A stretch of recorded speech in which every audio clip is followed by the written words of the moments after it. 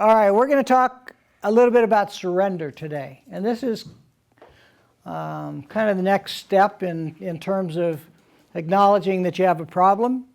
Okay, so what do you do about it? And it's that part B of when you go from point A to point B. So let's just rehash real quickly. What we talked about, addiction is use, followed by pain and problems, followed by the continuation of use again, despite negative consequences. Best definition I heard of an alcoholic or addict is somebody who, alcoholic, ought not drink. And that's probably true for methamphetamine, cocaine, opiates, the list goes on. But pretty soon you see there's a correlation between use and pain and problem. But what we identified was the reason that we do this is not because we're stupid. As a matter of fact, people that have addictive disorders tend to test higher on tests of IQ, creativity, and sensitivity than the normal population. But we do some really stupid things. And one of them is that despite these negative consequences, we keep using. And the lone reason for that is it isn't that we like to drink. I hear people say, well, I drink because I love the taste of beer. That's why. You know what? If you put a rat in a room with beer, it will thirst to death rather than drink that beer because it identifies it as a toxin. Now, that doesn't mean that we don't begin to associate the good feelings we get from any substance with whatever that sensation is. Whether it's a needle going in your arm, because I know of people who've injected water, injected all kinds of stuff, because the whole process of cooking something down and then stick it in your arm, you can get addicted to that, just like the taste of beer tastes good. Now, and some people just like beer. It doesn't make any difference. Bottom line is, we don't drink because of the taste, we drink because of the effect. If we drank for the taste, then we would be one of those people that says, oh, no more for me, I'm beginning to feel it. You know? You've been around people like that? You didn't drink with them anymore, did you? If you're an alcoholic. You go, well, this is when it just gets started. Now we feel it. So, okay. So we go from point A, from discomfort to greater comfort. That's the point. And we identified different elements of what that comfort was, or the discomfort was. Fear, loneliness, inadequacy, things like that. And greater comfort was confidence, all those kinds of things. So now let's talk about, all right, well, what is this recovery thing, this surrender? I was at an AA meeting years and years ago, and when I first got clean and sober, and I kept wanting to hear the magic word. Give me the secret handshake. In the fraternity I was in, we had a secret handshake. It didn't mean anything, but, you know, I wanted to know what is it that really works, that gets me from point A to point B. How do I get rid of this hole in my gut, this emptiness, this sense of inadequacy, all this junk that's in there, this racing brain? And this guy got up to speak. It was a speaker's meeting, and he was the speaker, and he said, you know, I'm going to tell you what recovery's about in one word. And it was like, this is what I've been waiting for. Because one word, whatever it is, I can do one word. And so I, leaned forward in my chair, and he kind of said, it's all boils down to one thing, one word. And listening, he said, it all boils down to surrender. And I want surrender. Surrender means I lose, you win. That was my interpretation of surrender. Surrender means nothing to me in terms of how I'm going to live my life comfortably. And that's what drugs and alcohol offered me, was the ability consistently over and over again. I could always count on it. that whatever it was I was going to use was going to get me where I wanted to go. And some drugs I like better than others. People would ask me, well, what drugs did you use? And it was like, well, what year? Give me a year. And different, different things passed through and different quantities. But I did a lot of whatever I used. At one point I got up to 2,300 milligrams of a drug called Placidil. 200 milligrams, it's a sleeping pill. 200 milligrams would knock probably any of you that aren't sedative tolerant, knock you out. But I would get up, go to work as a juvenile parole officer, sign in, and everything was fine. At 2,300 milligrams because my tolerance was so high. I'd also shrunk to 99 pounds and things like that. Ended up in a psychiatric hospital for 10 days, and that's a whole another story. But we had some pretty crazy people. That's usually where they go.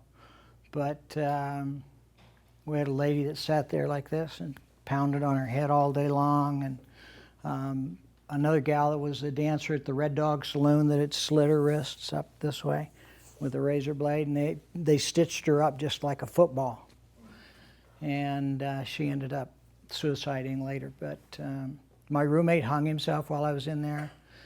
And yet, there? huh? You were in the room? No. I was in the facility. I was there. I was in group or something like that, and then he made some excuse to go back to the room, and then hung himself in the room. So. He was an older guy, and his wife had died, and he'd lost purpose. So anyway, it took me a while to get this notion of surrender, but today I believe that surrender is the answer. So, I know all of you are here because of pain. You came in here because something pushed you in here. But I also know that you've been looking for some way to be able to feel comfortable knowing that the substances that you've been using, whatever they are, have been causing you problems. And yet you don't know how to go back to feeling comfortable and get rid of that emptiness inside, that hole in your gut.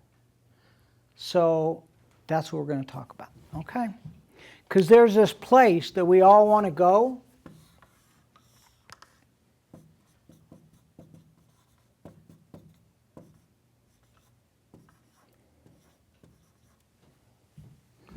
Do you know what I'm talking about? Can anybody describe that for me? That here and now, when you move into the moment of being in the here and now, in the present. Can you describe that? Not being in your head, but that Right. staying away from being in your head and having all those judgments about what Okay. future, past, or what's in front. Very good. Very good. So your head slows down.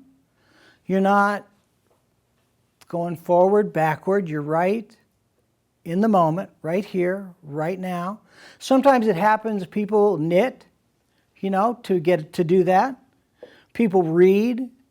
People have hobbies, sports, I mean, go out and try to hit a golf ball thinking about the golf ball you just knocked into the lake. It doesn't go well. But if you can move into the here and now and let that go, or a quarterback who just threw an interception probably isn't going to do real well if he's still thinking about the interception they threw. Okay? Life's the same thing. And surrender is letting go. Okay? So, remember when I discussed in the first lecture on, we were drinking Colt 45s, going to go out, chase women around, and all that kind of stuff. And as I drank those tall boy Colt 45s, don't ever do that, I remember getting taller, smarter, funnier, better looking, all these things. And everything I was supposed to be, I was becoming with each sip. And that was a magical moment. I remember that distinctly. And probably every one of you remembers the first time that you used your drug of choice. And where you went and where I went was right here. I got to the place where I just went,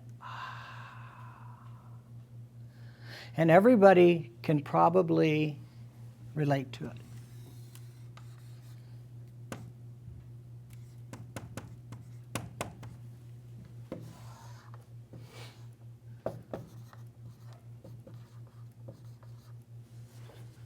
My B's aren't good. There we go. Okay. So that's a timeline. We're all born, and we're all going to die. It's the nature of life. And so this is where we want to go. The only problem is a lot of us will get there and then go, I want even more. I want to get more of how good this is. Well, as soon as we do that, then the next thing we know, we've gone past that. And now we're falling down on, on the dance floor or sloppy or whatever, doing whatever we're doing, okay? Or if you're, whatever your substance is, it doesn't make any difference. You shoot past the point at which, past the mark. But that's the mark. That's the place we all want to go and stay and be. So I want you to put that into the framework of, okay, this is where I want to go and need to go in recovery. How am I going to do that? And how are we going to help you to put that into some context in your life of what you're going to do different than what you were doing before, and so you can acquire that. And it will be counterintuitive to everything that you've learned as a child.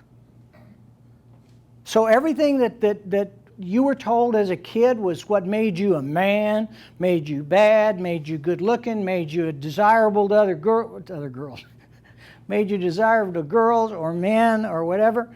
It will be the opposite of that typically. Okay? So just think if you're, let's look at what's the emotion that's going forward that we don't like in the future? Anxiety. What? Anxiety. Fear. We'll just say fear, but anxiety, right? Okay, so fear. Fear of what? Anything, you're right. Fear of loss. Very good.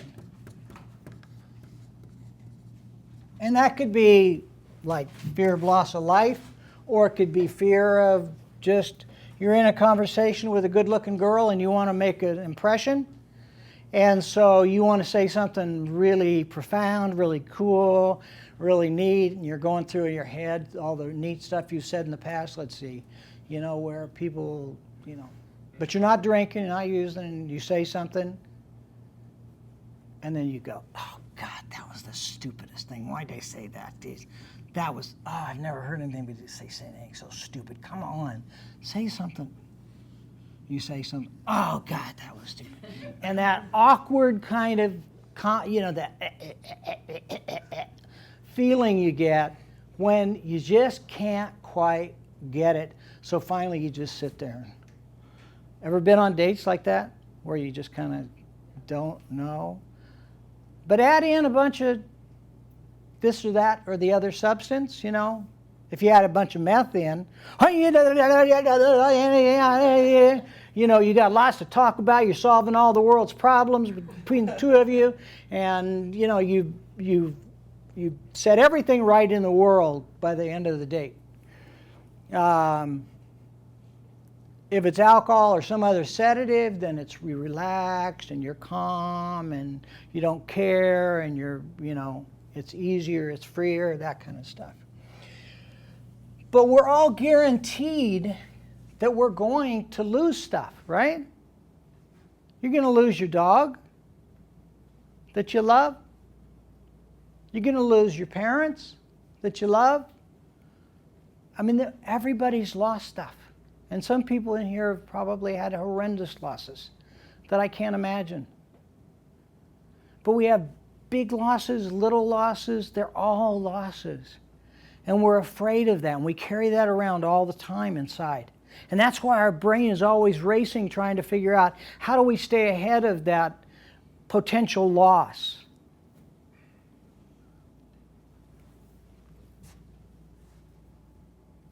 And what's this back here? What are the emotions that we don't like back there? What? Regret. Regret? Okay, good. And that usually manifests in shame, right? Guilt. You know what the difference is between guilt and shame? Guilt is I made a mistake. Shame is I am a mistake. And if you get told enough times, geez, Rocky, why'd you spill the milk? Pretty soon you go, I am a mistake. Somehow up there, on the conveyor belt, when they, you go by and your little baby fetus headed down, or I guess a egg or something, I don't know. I'm not real sure how it works up there. But they're they're repopulating the world, and it goes by and they go, oh no, don't let him go by. Wait, we'll wait till he gets back around again. But that's how I felt, like somebody had somehow missed me up there, and I was a mistake. And so I felt this sense of shame that I carried around, that again I presented as anything but that. Cocky Rocky was not ashamed. And so that's who I presented. I didn't care about anything or anybody. What else? What other? I'll just put it in there.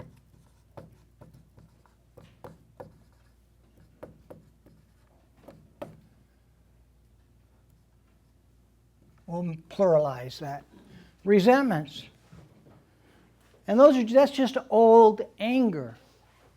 And everybody's been hurt. Sometimes people do it on purpose. Sometimes they do it just by omission. But we've all been hurt.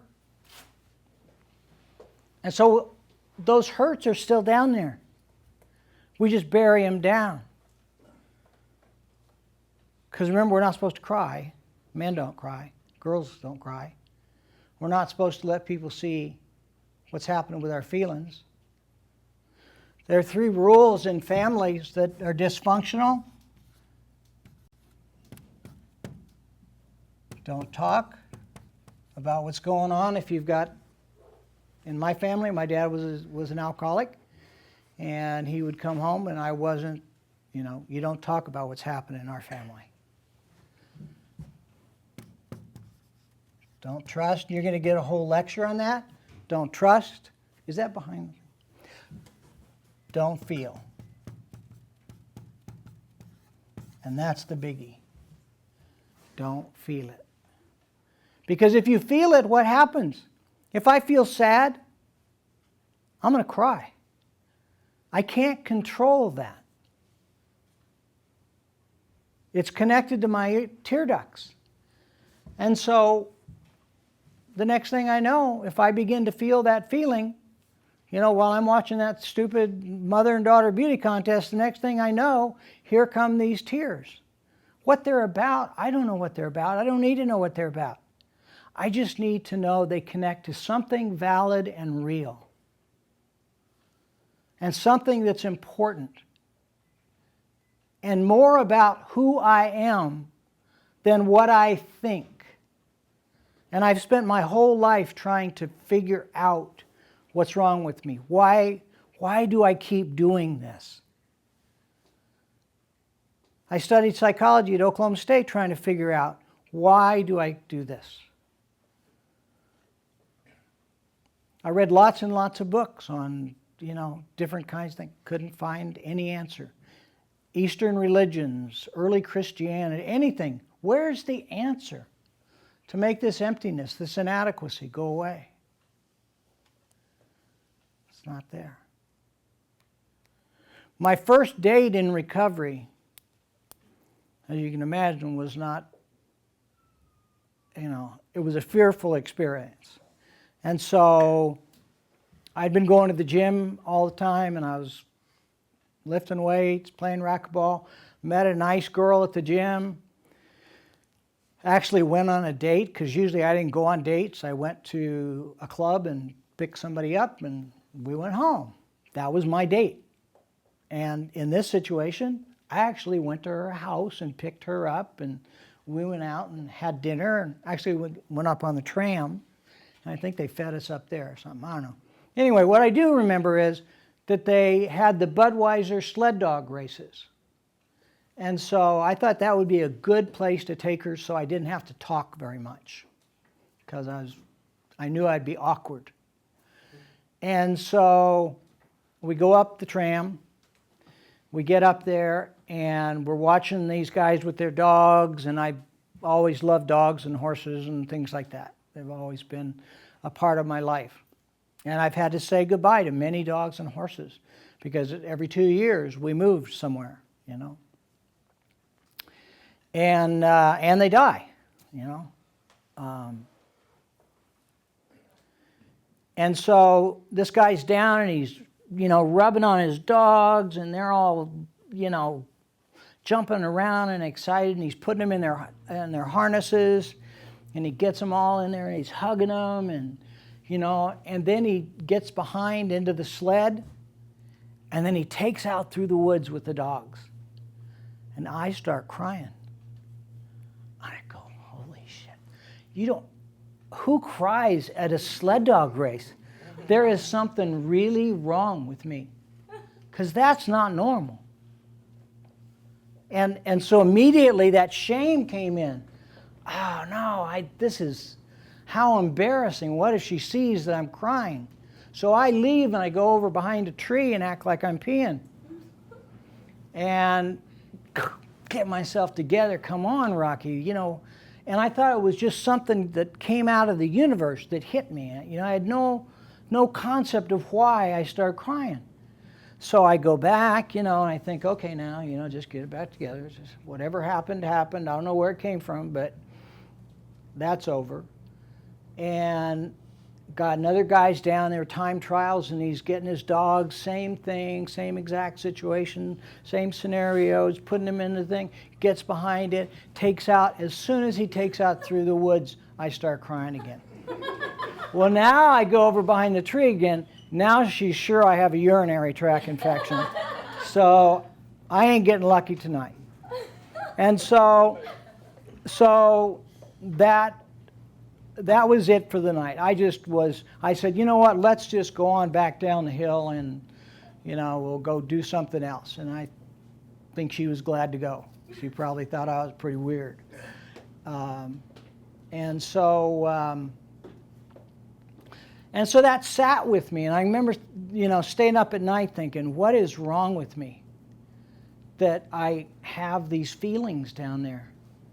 And because normal people I don't see people walking around like that. Nobody else at the sled dog race was crying but me. How come? What's wrong with me? This is just proof that the problem is these feelings.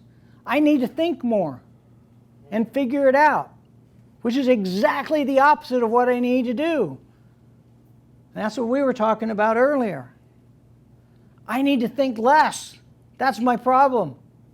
I've been trained to be a thinker and not allow those feelings to come out and just have a voice. So what if I cried? I never saw her again. I mean, I saw her at the gym, but I never went out with her again. But never asked her out. But interestingly, about 3 weeks later, a month later, I was in either an AA meeting or a group, and somebody was talking about how they looked around their neighborhood and they saw other families where they felt like they would wish they'd been born into that family, because everybody seemed to pull together, and there was this unconditional love that they seemed to all have for each other, and that in their family it was real fragmented.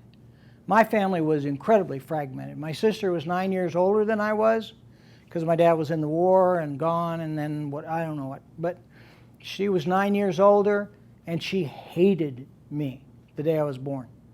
My mother took her to a psychiatrist because she was afraid she was going to kill me as an infant. And she hates me to this day. Feelings mutual, it's okay. The bottom line is that, you know, my family wasn't one where I was close with my sibling. Now, that isn't what caused my alcohol and drug addiction. It's just a piece of my story. It's a piece of why I kept those feelings down so much. It's a piece of why I identified myself as somehow being a mistake. And my mom and dad didn't have any closeness. They didn't like each other. They'd made a mistake when they got married. They never should have gotten married. You know, unfortunately, opposites attract. And when opposites attract, very often it's like magnets. And especially with my dad's drinking and my mom's codependency and control issues, we were not Ozzie and Harriet in our family. So, bottom line is that this guy starts talking about those feelings. And he starts crying. And he gets in touch with those feelings. And you can tell when somebody's talking from their head or their heart. And the next thing I know, I have tears streaming down my cheeks. And it was like somebody turned on a DVD. I'll bring it into a DVD and took me straight back to those dogs. And I remembered the feelings I had with those dogs, and I made that connection. That's what that was about. It wasn't like there was a mistake, that there was something that weird that came out of the universe and hit me. I was experiencing real feelings about what was happening with this guy and his relationship with his dogs and the dogs with each other, and that they were doing something together. They had a purpose. There was unconditional love there. And that's what I'd looked for all my life, was unconditional love. And yet I looked for it from my head and never sharing what was down inside. And I can't know you unless you will share you with me. If all you share with me is what you think, we're going to have different things that we think about, different situations. But the bottom line is, I don't know you until you really share what's down deep inside. The stuff that maybe you're ashamed of, the stuff that you love, the stuff that's how, when I truly feel close to people. When I come into this Saturday morning meeting, I know those people. I immediately feel like this is my family. And there may be 70, 80 people here. And for the most part, I know those people because they have shared with me as they've gone through their lives, and I've shared with them the reality of who I am, not who I think I'm supposed to be, and they've done the same with me. And so we've walked through the pain and those kinds of things. Okay? So, ultimately, how do you get rid of this? If you're dealing with fear of loss and yet it's guaranteed that you're going to lose stuff, okay, so I haven't given you any answers. All we've done is define the problem. The problem is, yep, you're born into a world where fear is a reality. And yep, you're born into a world where regret, shame, guilt, and resentments are going to be a reality. Now you have some control over this element, and you have some regard. In fact, you can let go of all that. And so when you hear let go, that's what we're talking about, is surrender. So what is the letting go process? Let's go back here. What's the letting go process of fear? How do I let go of fear? Every time my daughter leaves, it scares me that she's going to get in an automobile accident or something. Getting back to the present? Yeah, but how? How do I do that? My head wants to go with bad things happen. I mean, they truly do. It's inevitable. I mean, maybe 1% of the bad things that I've thought of have happened, but there have been bad things that have happened. Admitting that you don't have control over that. I think there's an acknowledgement of lack of control. True. But then you have to say, well, then where is the control? Where's the onus of control? And that's where you come to a sense of purpose. So when you look at those 12 steps, the first one is the only one, first half of one, is the only one that has anything to do with the substance. We admitted we were powerless. This thing's kicking our ass. That's it. That's the last time you hear about it. My life's unmanageable. It's creating pain in my life. Okay? From that point, came to believe that a power greater than ourselves could restore us to sanity. What does that mean? I don't know. I don't know. You have to figure that out. But it's something about when you look out at the stars at night and you start to think, I'm born one day and I'm going to die another. What is my point in life? There's something bigger than me. Watch the Animal Planet. Watch National Geographic. Go scuba diving. Play with Rex.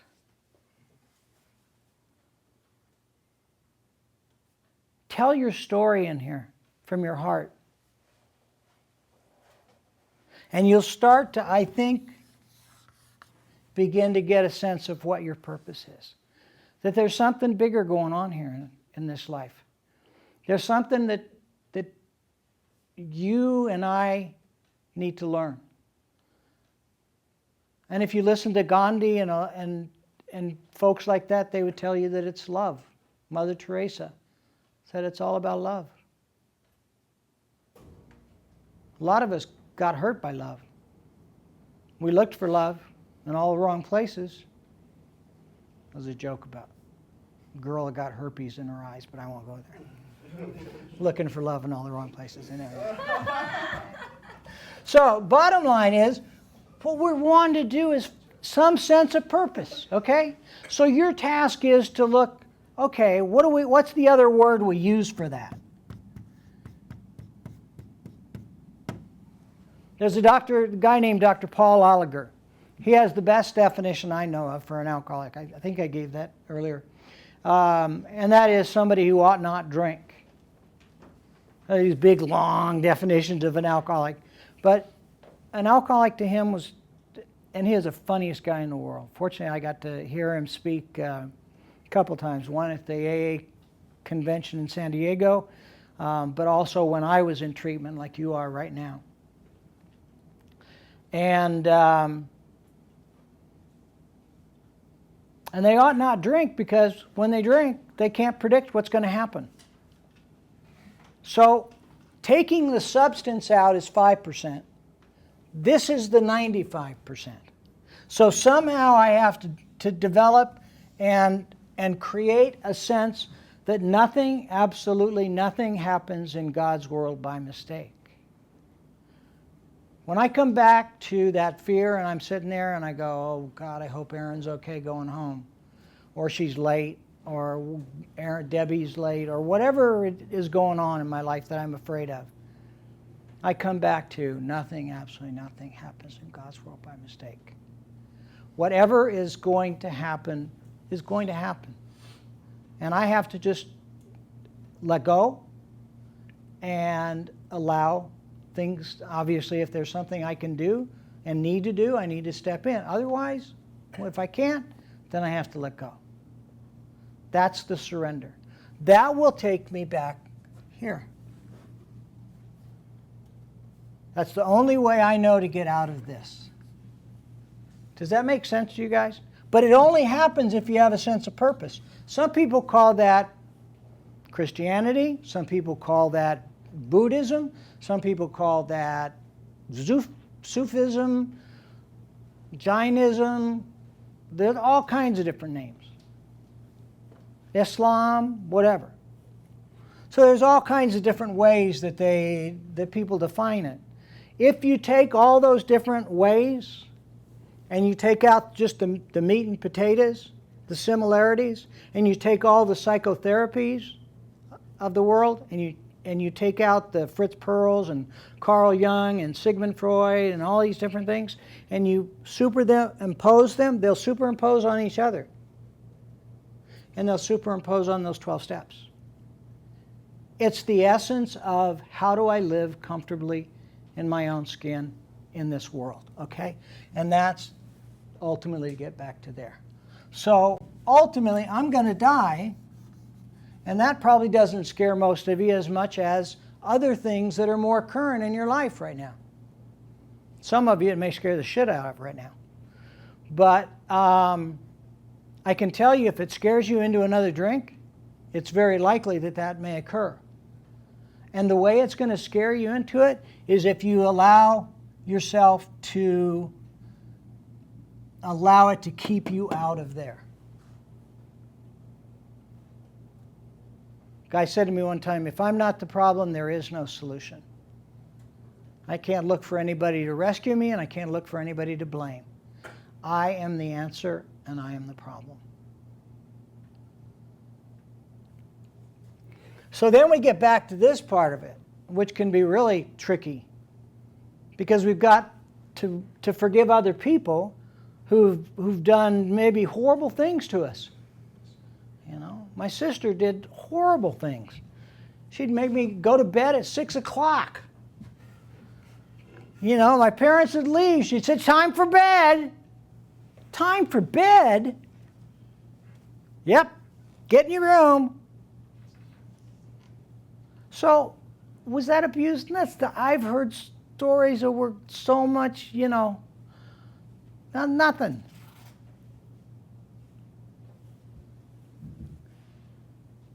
But I have to let go of that hatred, because subsequent things later in life have given me an opportunity to continue to work the steps on letting go of that distaste that I have for her, because she didn't change in life. I changed when I got clean and sober. She doesn't have a recovery program. I don't think she wants one, but that's neither here nor there. That's the little squeak of my resentment coming out. So, and the biggie probably for all of us is that shame that we have, that we carry around, that we're not okay the way we are. We're the things that, you know, I can remember in meetings and other times people saying things and my stomach would knot up, and I'd remember something that I did that was contrary to my value system. And there were a lot of things, believe me, when I was drinking, and you guys have heard of Quaaludes. Probably not many of you have used Quaaludes. I've used lots of Quaaludes. And it's a good thing there aren't Quaaludes on the planet. There'd be a lot more dead people. But they take away every inhibition you have. So, you know, I had a long list of amends to make. You know, some of them I couldn't make, but that's what those steps are about. So, came to believe that a power greater than ourselves could restore us to sanity. So there's a sense of purpose. There's something going on here bigger than us, okay? So I can let go of that fear. It's going to be what it's going to be. Made a decision to turn our will and our lives over to the care of God as we understood Him. Doesn't mean anybody needs to define what your belief system is. Believe what you believe. Nobody's here to do that.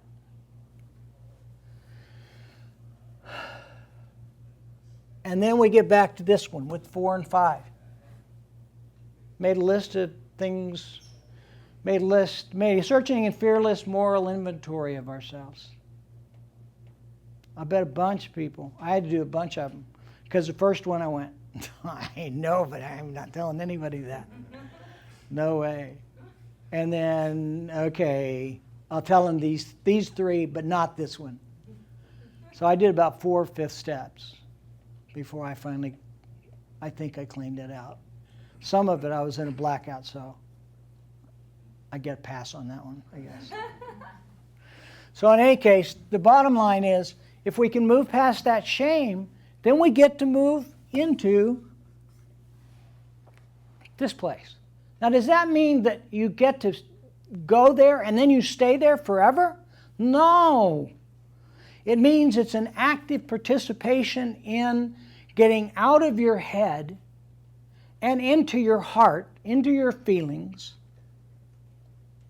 One of the assignments that I mentioned that I've given people is to get pictures of yourself as a little kid. Sit down at a table where you take your phone, turn your phone off, be somewhere where it's just you. Nobody's going to interrupt you. Take those pictures of yourself and just look at that little kid.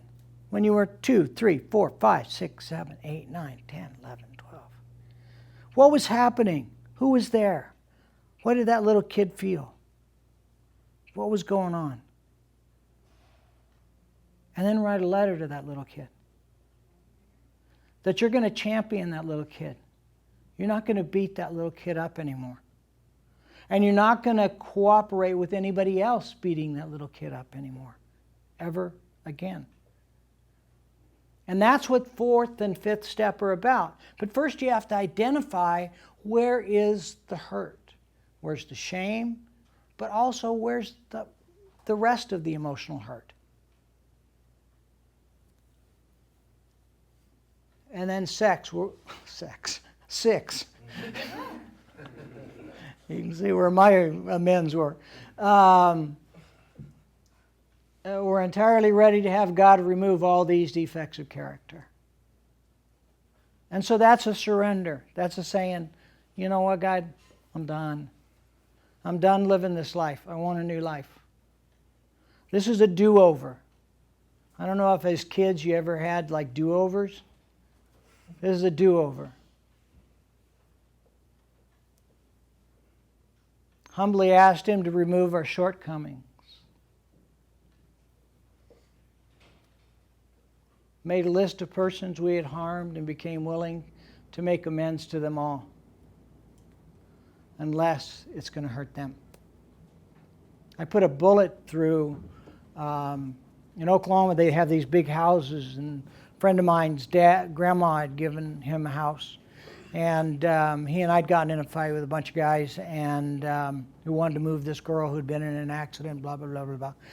And so anyway, it was a big deal, a lot of police and stuff. And so he and his girlfriend went upstairs into their house, and I went onto the porch. It was a hot Oklahoma night, and he had a hammock, and so I was laying there, and I had my revolver on my chest. And so I'm laying there, and I think I hear something in the bushes. So I roll off the hammock, and I get down and low crawl, and and then I start thinking, I'm a juvenile parole officer. If I shoot somebody, I'm going to be in big trouble. And so, and I'd already cocked it, and so I went like that to let it go. And I could feel the blast go by my face. And it went up into their bedroom. And fortunately, it didn't hurt anybody or do anything. But she's screaming, he comes running down, we go get Braxo and try to get, in case they do a paraffin test on me and a bunch of stuff like that. So I went back, how this relates, I went back to make amends to them when I went back to Oklahoma City, because I had a lot of amends to make in Oklahoma City. So I went to their house, and he wasn't there, and she had the screen door closed and locked, and she said, "What do you want?" And I said, and I looked a lot different than I looked prior to that. And I said, well, I've been in treatment, and I'm in recovery now, and part of my recovery program is to come back and make amends for the things I've done, and I know I scared you, and I hurt you, and I put a bullet through your house, and things like that. And she said, okay, good, Good for you, bye. I went, God. You know, I mean, I wanted like, oh, well, thanks. I'm so proud of you. You know, you did. She was, you know, and that's the way it is. I went back, I called my sponsor. I said, you know, God, they could have at least given me, you know, she could have at least said, thanks for coming by. But she wanted nothing to do with me.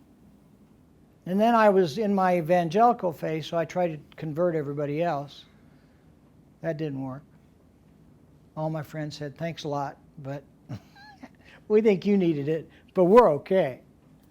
A lot of them have called since then. So, ultimately, this is what we have to work on, is letting go of regret, shame, guilt, resentments, that kind of thing. And ultimately, you get moments. And I remember distinctly, just like I remember the first time I drank, I remember distinctly driving that rabbit down the road in Palm Canyon, and I'm cruising along, and I just had this feeling that everything was going to be okay. I didn't have a girlfriend. I didn't have any money. I was living in my mom's motel that she owned in Palm Springs. I had nothing. As far as I knew, the FBI and Oklahoma State Bureau investigation had let go of me. They weren't looking for me anymore. But most of all, I had a sense that I was changing inside and that there was hope, and that this recovery thing really did work. Because I was afraid. I looked around at the other people that were clean and sober, and they seemed to be content. They seemed to be happy. But what if it won't work for me?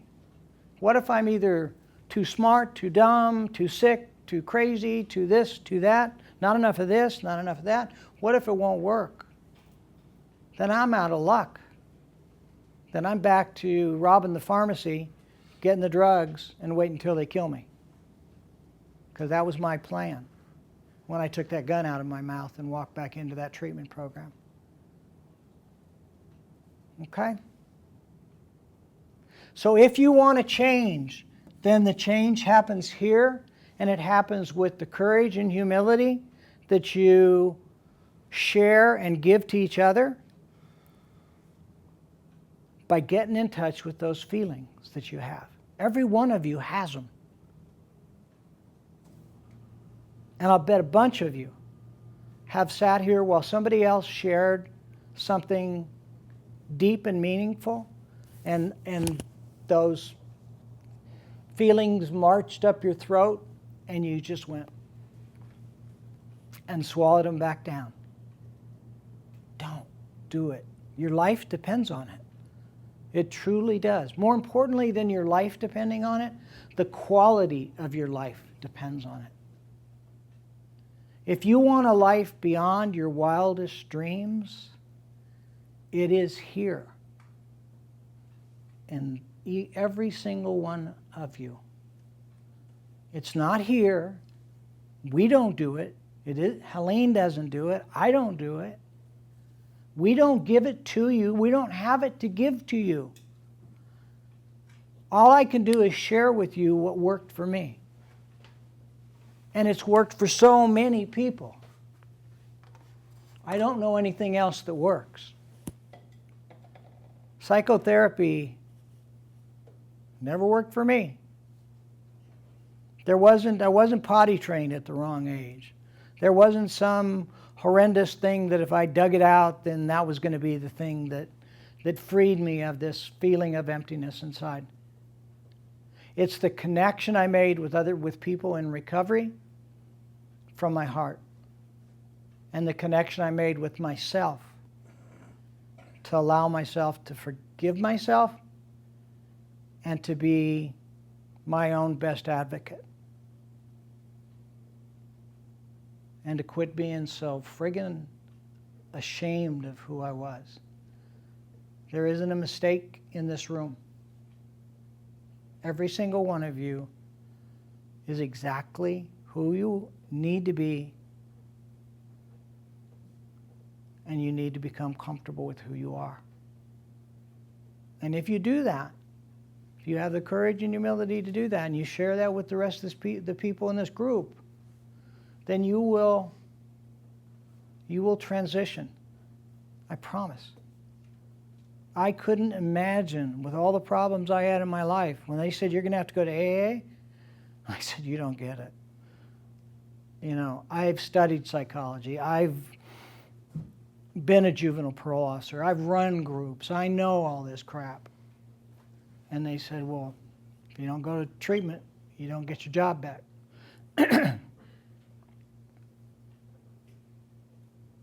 So I went to the AA meetings. And the first meeting I went to, here's this guy sobbing, tears just pouring down his cheeks.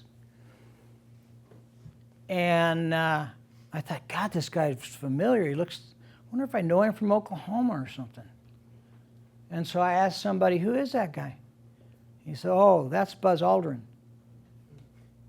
I said, Buzz Aldrin? Crying? I mean, you talk about somebody that's got huevos. Buzz Aldrin, for those of you who don't know, if you slept in history, he got in a rocket ship and went to the moon. And then got out. And got back in. And he's still in recovery today. And I love it. He got in a fight about a year ago at the airport. So he's almost 80 years old, and he gets in a fight. So I don't know. I just get a kick out of that. You know, but he was somebody that I looked at and I went, he's got what I want. And you're going to need to go to meetings with people that have been around for a while and say, you know what? Their life is better than what I got going on in my life. So I'm going to change my life. And first and foremost is you get rid of the alcohol or drugs no matter what. That's just the beginning. It's the answer. It's not the problem. You get rid of that answer. It's not an option. So then what do? Then you work those steps. You get a sponsor. You go to meetings and you hear things. And you listen from your heart. And you're going to hear bullshit stuff too. You're going to have people that go on and drone and you know. But don't leave because of that. Because one of the times you're going to listen and you're going to hear something that resonates so deeply with you that it's like setting up a bunch of dominoes, and then all of a sudden, and it all makes sense on an emotional level. And you make this leap, this internal change that I can't describe. If I could, I would give it to you. If I could put it on a piece of paper or in a box. But I'm telling you, what you're doing is going to lead to an early death and a lot of suffering. If you do this, I promise you, just like they promised me, your life will change. Because I was just like this guy. My stomach, my liver was shot. They said, you don't have many more months to go. I was vomiting blood. I went up to a guy I knew in AA, Herb K, owned a restaurant up in Idlewild, and I called him and I said, Herb, I'm vomiting blood, my stomach's bloated out, I can't buckle my jeans. And he said, get up here right now, drive up. So I drove up to Idlewild. He had a room full of people for breakfast, and he served me some chicken noodle soup, and then he gave me some milk. Probably should have left the milk out because I drank that, and the next thing I knew, I started feeling that, and then I went, blah. You want to clear out a restaurant?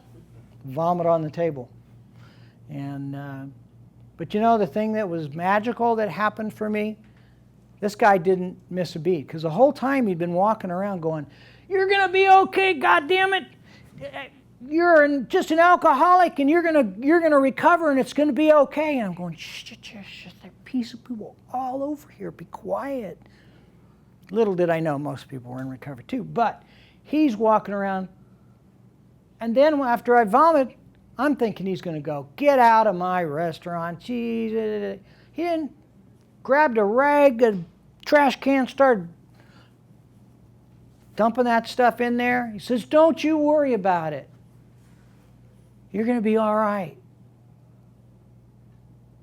And he had nothing to gain from me.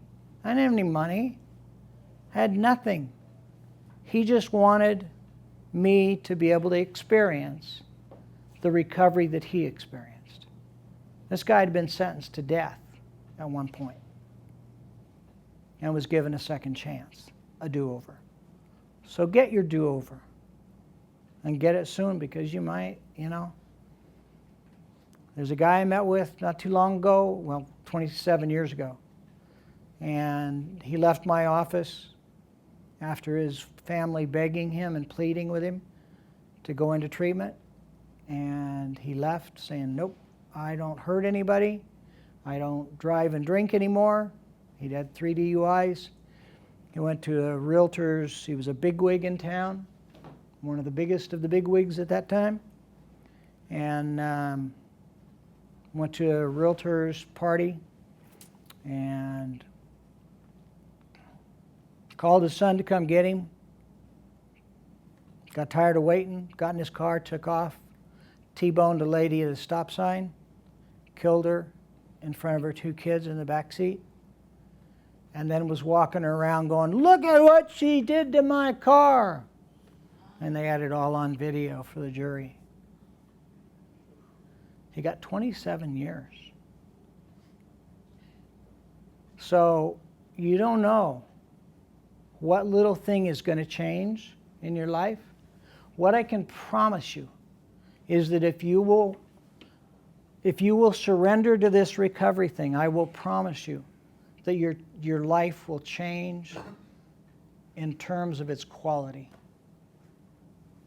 You will feel better and better and better and better with each day.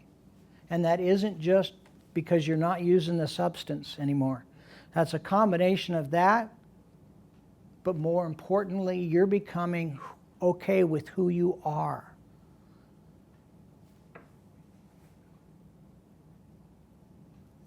You're accepting, okay? All right, guys, thank you. I appreciate it.